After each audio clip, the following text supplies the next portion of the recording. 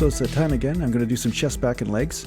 And today I'm just going to do a smaller workout because I just felt like just getting a little bit of a pump and then leaving, you know. So sometimes I do the high volume workouts, sometimes I do the lower volume workouts. But right now I'm just doing these 1 inch type or 2 inch type of movements just to get some blood in the joints before I start doing the fuller range type movements. And yeah, I'm going to start with some inclines and then I'll move over to some back. And I might do 2 exercises for back, and then I'll do 1 exercise for legs. And really the purpose of the leg exercise is stretching, not necessarily really pushing, the muscles, but more about getting mobility and stretching. So ultimately it's always about paying attention to your body and what your body needs right now. And sometimes your body needs a workout that has to do with really kind of pushing the muscles in a 5 rep range. Sometimes it's about the endurance, like, in 20-25 reps. And sometimes it's just about a stretch and a mind muscle connection day. Sometimes you're just saying, hey, I'm going to go super light and I'm just going to get a mind muscle connection. So this is kind of a movement I like to do sometimes. It's just concentrate on one little bit of the range, stop and then come up just a few inches and then do the next rep all the way up. So it's a matter of just preference. I'm just trying to get that feel. I'm just dancing my way with the exercise and trying to get the feel of what body part I'm hitting. I'm trying to hit that upper chest, right? So different ranges will hit different parts of the muscle, and that's why I always advocate you using different ranges of motion, because different ranges will challenge different parts of your body. Okay, so there's really no one right range or one wrong range. It's about really what is the best way to hit what you want to hit. What's the best range for that and the best rep range. Okay, so feel free to experiment in your training. And ultimately, one of the reasons why I wanted to make this video today was I was going to talk about something that I think is missed by a lot of bodybuilders. Not all of them, but a lot of them. And there's a lot of guys I met in natural bodybuilding over the years that were pretty great guys. And although there was a friendly competitive rivalry at competitions and things, there was a friendship that emerged, and that's the most important thing to really build with this bodybuilding game. There are a lot of people that you might feel that you need to compete with, that you want to be better than. And it's important for you to really throw that aside once you start to notice that it causes you a disconnection from people. You want to basically use this sport to create more connection and to build people up, because you're going to get a lot more pleasure from building other people up than you are by breaking them down, And what I found is that, in the beginning stages when I started bodybuilding, it was always about winning and competing and making sure I was the best and all that. And then at some point, as they say, it gets lonely, when people are jealous or people don't like you because you beat them in the last contest, or you don't like them because they beat you. And in some cases, this can become a lonely endeavor. So the thing that I really gained the most out of bodybuilding wasn't through getting the trophies, or wasn't through getting a magazine cover, or a sponsorship from some company. The biggest thing that I got from bodybuilding was the relationships, the connections and the laughter that you could share with people. There's something funny about human beings. When you share pain with another human being, it's a real bonding experience. So sometimes you're in the gym and you're puking in a bucket, or you're feeling so much pain that your legs are on fire after doing a set of lunges, and then you turn to your buddy and he's suffering just as bad as you are, and you can laugh at it. So I have a few friends that I made over the years in natural bodybuilding, and they've been really valuable to me, and I'm still in touch with them to this day, and we still talk and laugh about the ups and downs of life, the ups and downs of training, and sometimes how we screwed ourselves up in the gym, or sometimes how we learned from a mistake getting ready for a bodybuilding show.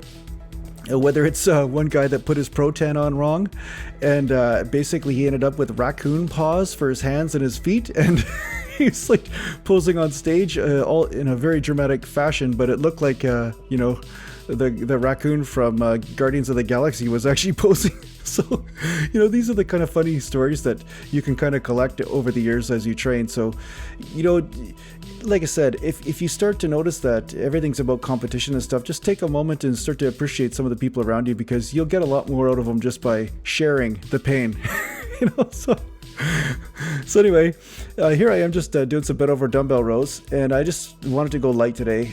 I didn't feel like I wanted to go heavy. I just wanted to get a good pump in there, just to build that back. So again, it's always about pulling the shoulder blades back, and it's not about bending the elbows a lot. It's about pulling right to the waist, and that way you'll hit the lats, you'll hit the back, and remember, train the muscles, not the joints, right? Get the t-shirt. So I just want to take a moment to thank some of you guys out there that have signed up for the newsletter. The link is down below if you want to sign up for the Natural Gallant Bodybuilding newsletter. And eventually I'll get a website and everything together. I'm going to make some MP3s, some workout MP3s that you can take to the gym. A few of them are going to be kind of experimental at first because we'll have to see, what people respond to, what they really like as far as the format. And I know I've had some of you out there say that you want me to just say which exercises to do and the timing and that sort of thing, but ultimately you don't want any music involved. So if you have any suggestions, make sure you put them down below so that way I can cater the MP3s to what you guys want and not necessarily to what I think is artistically, great. So thanks a lot for the response. And if you haven't signed up for the newsletter so far, please do so. Just go down to the link down below. And another thing I'm going to be doing fairly soon is I'm going to be starting another YouTube channel for a friend. And he's a trainer and he's competed in and out of bodybuilding over the years, and he's getting a guy ready for a show. And I'm going to be helping him out by producing some content for him. And I'll let you guys know once I do produce some videos. He's getting a guy ready for a competition right now, a 12-week sort of transformation. So I thought it'd be a good idea just to, use some of my technical expertise to make some videos for him and actually show, how good of a trainer he is and getting a guy ready for a show. So it's always fun to see somebody go through that kind of hell and torture before they get on stage.